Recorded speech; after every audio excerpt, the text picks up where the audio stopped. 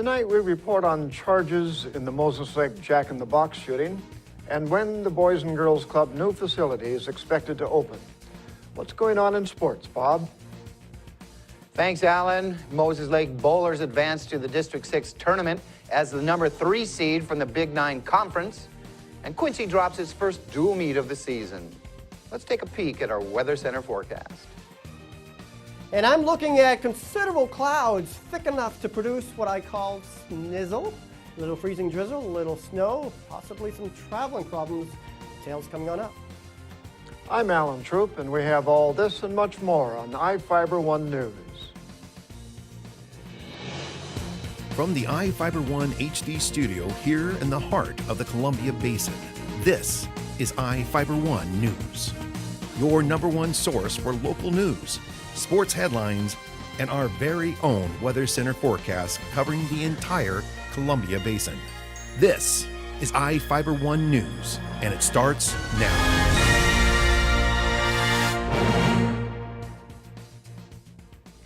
The two people accused in the murder of 22-year-old Christian Guerra made their first appearance in court Tuesday afternoon. Prosecutors charged Jason Williams, a 37-year-old Moses Lake man, with murder in the first degree and 3 counts of attempted murder.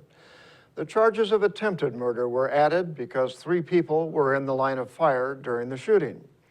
His wife, Marta Mejia, a 34-year-old Moses Lake woman, is facing charges of rendering criminal assistance and DUI.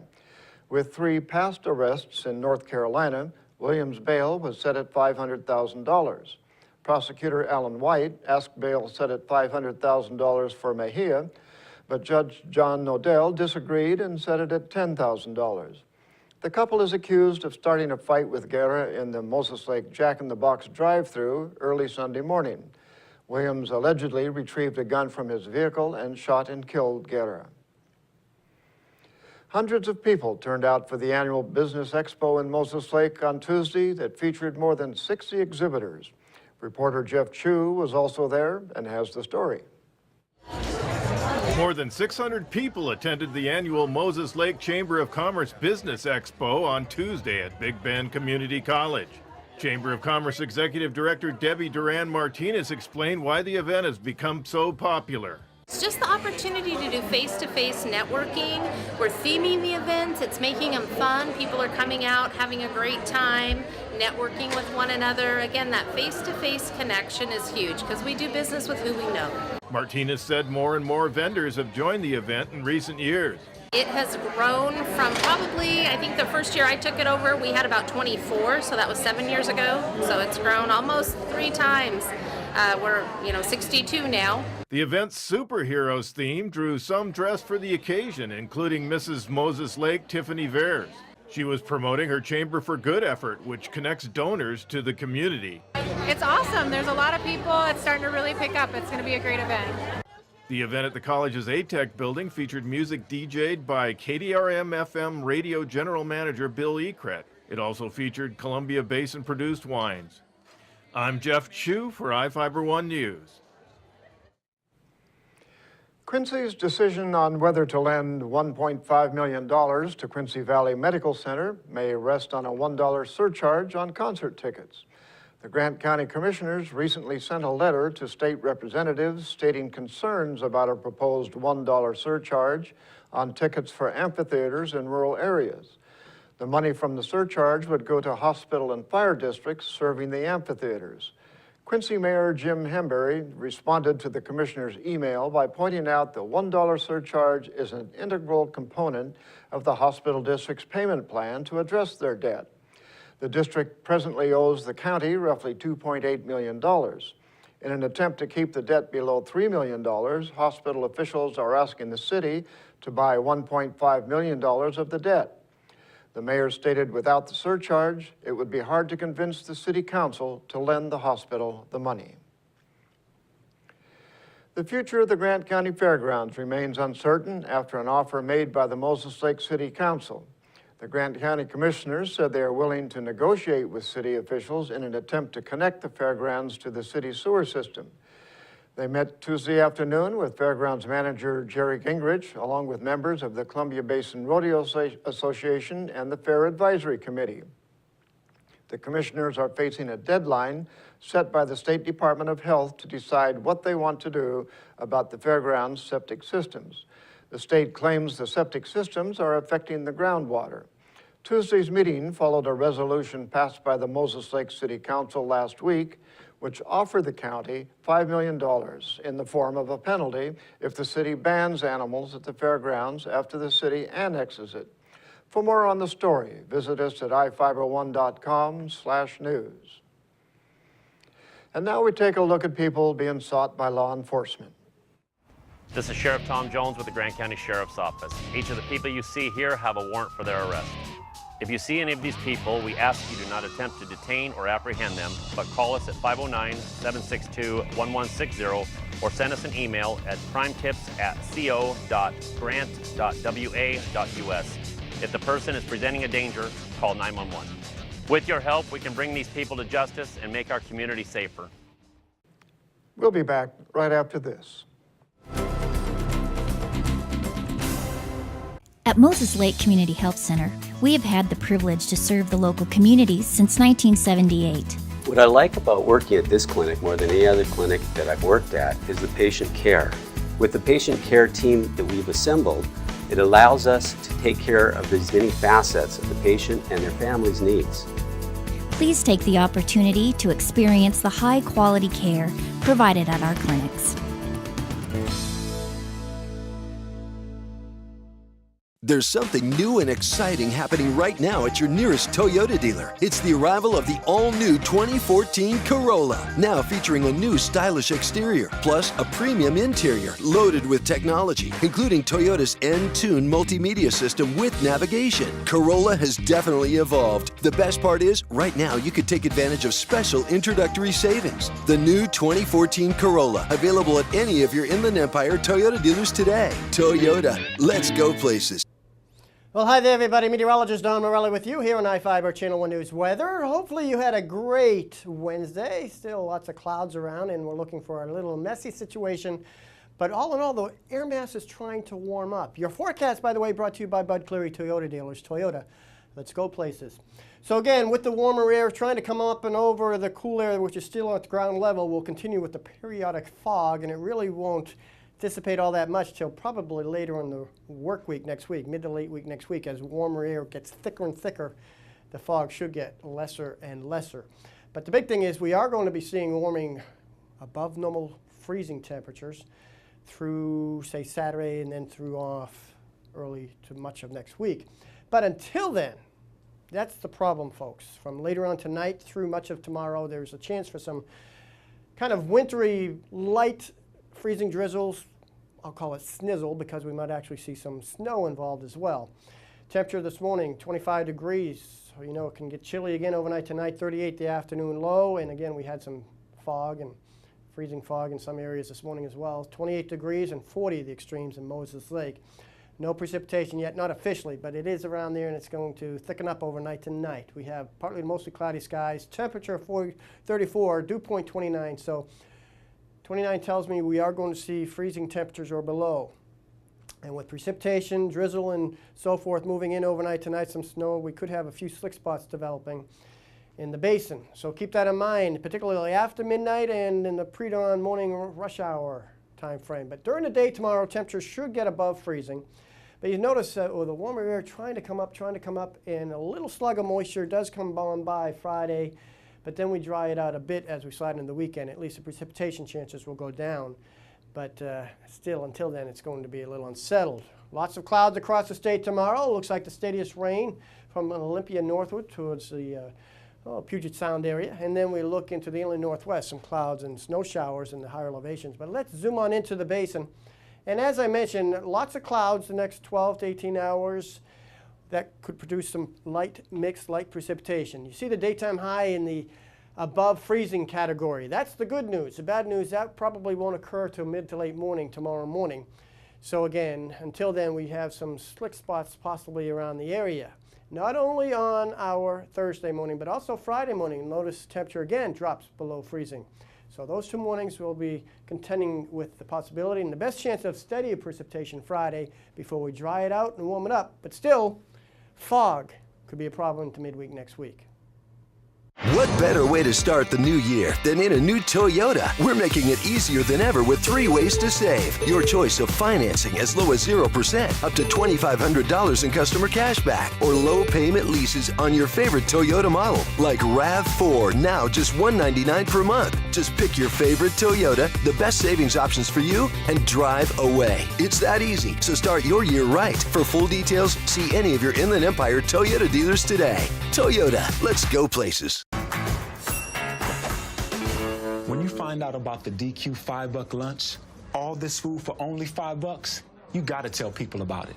So I situated nice. Frosty drink next to this juicy grilled burger and fries. Get my Sunday, boom. I just dropped a $5 lunchogram on all my friends. Get ready for a little $5 envy. Michael, we like your style. The $5 lunch. Entree, fries, drink, plus a sundae. Only at your DQ. This is fan food, not fast food. Wharton girls dropped a non-league contest to Riverview on the hardwood last night. Reporter Sean Wells has the story. The Lady Cougars took on Riverview in a non-conference game. The Panthers got off to a hot start, jumping out to a 14-0 first quarter lead. Wharton fought hard in the second quarter, cutting the score to 18-8. The Cougars cut the lead to 6 in the second half, but Riverview held on to knock off Wharton 36-28. Washington. Shania Kistler and Alicia Gonzalez had 8 points each for Wharton. Brianna Munson led all scorers for Riverview with 16 points, hitting 4 3-pointers. The Panthers out-rebounded Wharton 34-30. The Cougars must win 3 of their last 5 conference games to make the district playoffs. For Fiber One News, Sean Wells. 3 players scored in double figures, and the Cougar boys got past the Panthers 47-40. Wharton was led by Caleb Hardman's 13 points. Pedro Gonzalez had 11, and Jesus Ibarria finished with 10. Wharton moves at 3-2 in league play, that is, with the win, and 9-5 overall. Moses Lake Christian Academy boys dropped a 60-27 game to Riverside Christian. Joy Canton drained 17 points, and Micah Tranch pulled down a game-high 10 rebounds in the lopsided win. The game was never in doubt. The Crusaders jumped out to a 24-7 lead and were up 36-17 at the break. Riverside Christian owned second half of play as well, outscoring the Lions 24-10 to win in a cakewalk. Alec Nakarada led the academy with 9 points. Noah Roberts finished with 8. Riverside Christian moves to 5-1 in Central Washington 1B Conference play with the win. The Lions fall to 2-5. Top-notch wrestlers got past Quincy 39-26. It was the first CWAC dual meet loss of the season for the Jacks, who fall to 5-1 in league competition. Quincy led 9-0 early. A string of 4 straight put the Wildcats out front. Topnish went on to take 7 of 8 bouts between 126 and 182 pounds to complete the come-from-behind win. Moses Lake Bowling rolled over West Valley 4-0 in Big 9 action in Yakima.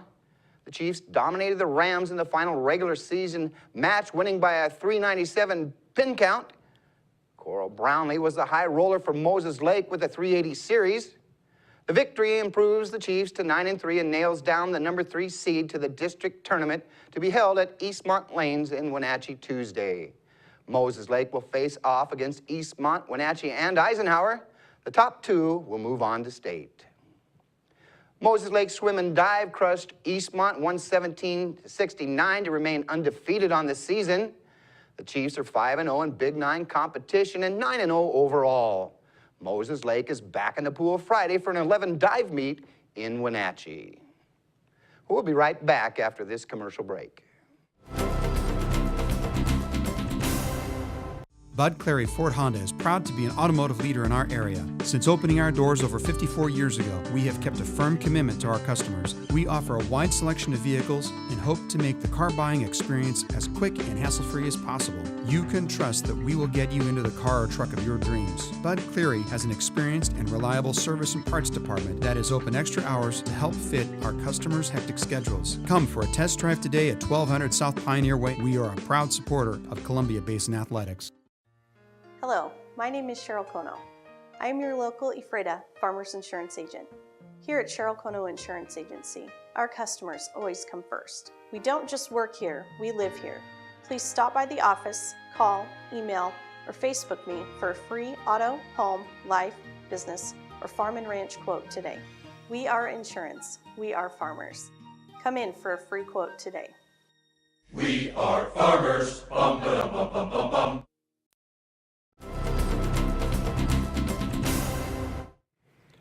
Our spotlight story tonight is about the Boys and Girls Club of the Columbia Basin and their new building that's expected to be ready to open in the spring. Reporter Jeff Chu has the details.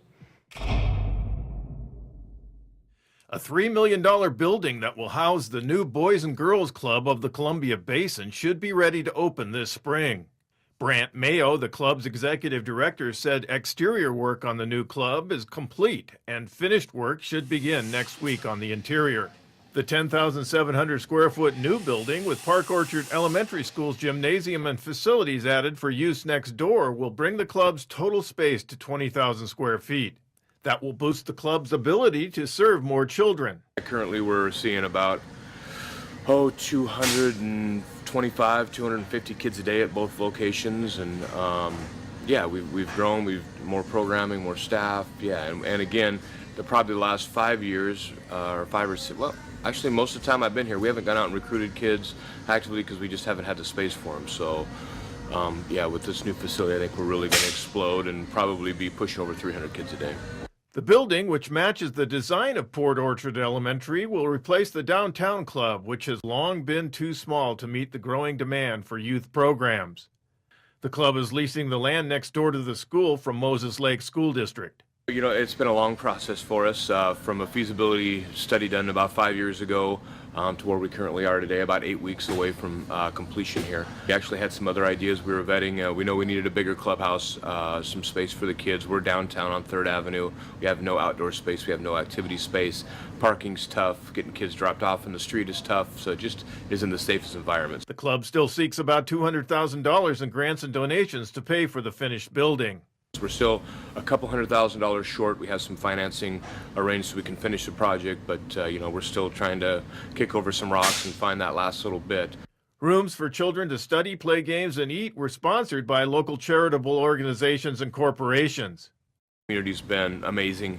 A lot of the service organizations in town have sponsored rooms. You know, we're in the Moses Lake Lioness room right now. The Kiwanis have done the art room.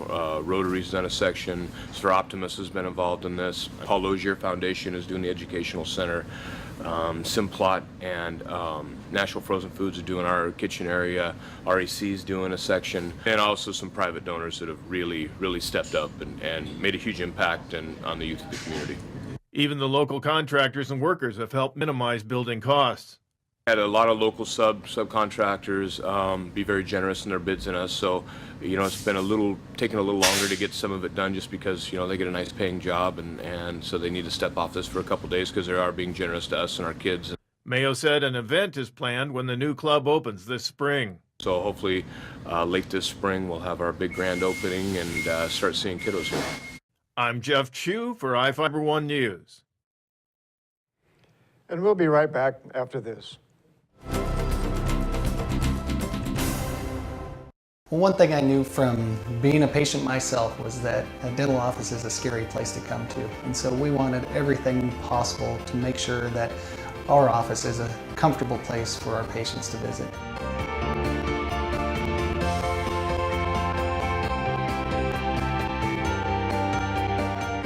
The patients that I have, my clients, have made me a part of this community, and we want to give back in every way possible. Attention business owners. The deadline is fast approaching to advertise in the 2015 edition of the Moses Lake Local Book. Don't be the only business left out. In print or online, it's the best way to reach your customer when they're ready to buy.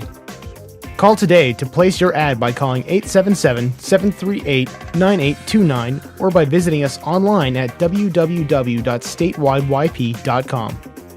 The Moses Lake Local Book Telephone Directory. Simply the best advertising.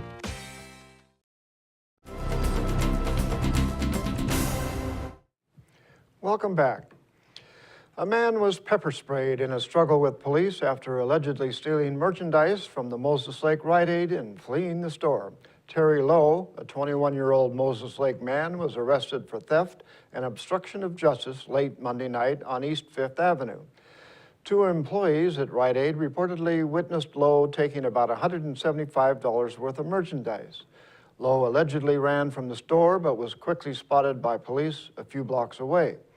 According to Moses Lake Police, Lowe reportedly resisted arrest and struggled with officers before an officer deployed pepper spray to subdue him. He was taken to Samaritan Hospital for treatment before being booked into Grant County Jail. The Moses Lake High School cheer and stunt team came away victorious from the Hanford Desert Cheer Classic in Richland. The girls' teams won first place in non-tumbling events, beating out 10 other teams and improving their score from previous competitions. The co-ed non-tumbling team won first place in the co-ed division, improving their score from previous competitions. The team earned the second highest score in the statewide competition of more than 70 teams. Both teams have already qualified for state finals and will compete in their respective divisions at the Washington Interscholastic Activities Association State Cheerleading Championships on January 31st at the University of Washington. In Northwest news, a weekend landslide in Southwest Washington has neighbors worried about their homes. One resident woke up Sunday morning to find his kitchen wall damaged and his back porch destroyed. Heavy rain over the weekend likely triggered the slide in Camas near Vancouver. Nobody was injured, and the damage is noticeable but not major.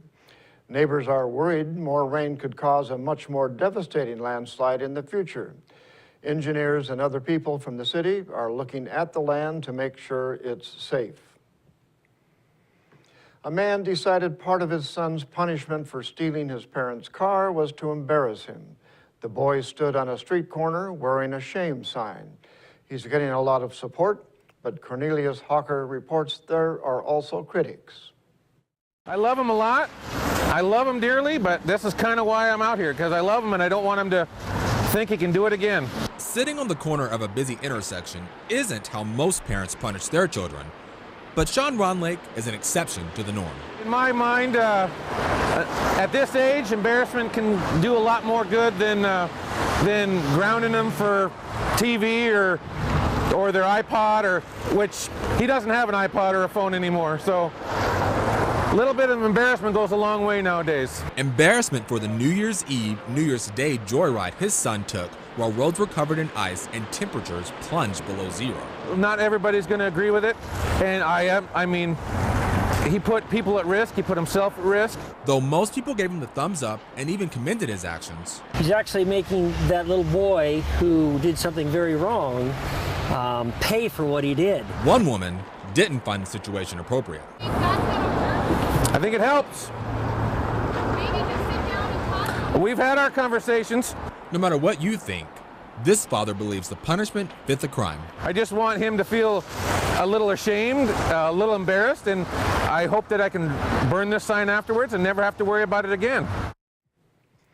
And that's going to do it for us here at I-501 News. We want to thank you for watching, and we'll see you again tomorrow.